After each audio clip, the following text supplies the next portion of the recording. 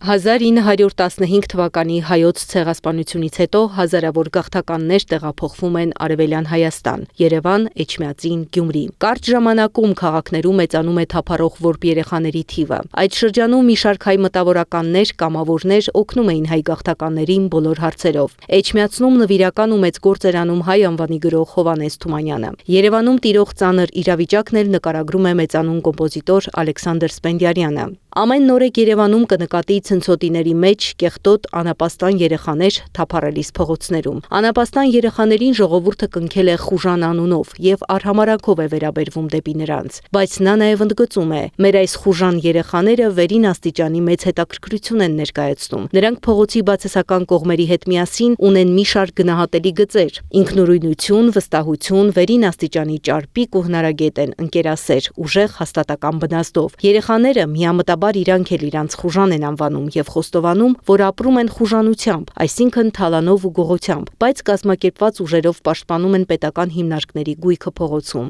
Նրանց չպետք է նայել արհամարհանքով, այլ պետք է ազատել փողոցից եւ դնել նպաստավոր պայմանների մեջ։ Տվեք նրանց արհեստ, աշխատանք, գեղարվեստ, գիտություն, կրթություն եւ նրանք միանգամայն կփոխվեն։ Դուրս կգան նրանցից ապագայում պիտանի քաղաքացիներ։ Որբերին կրթելու գաղափարի կրողն էր նաեւ Թումանյանը, որն Էջմիածնում ու այլ որբանոցներում կազմակերպում էր նրանց կրթության հարցը։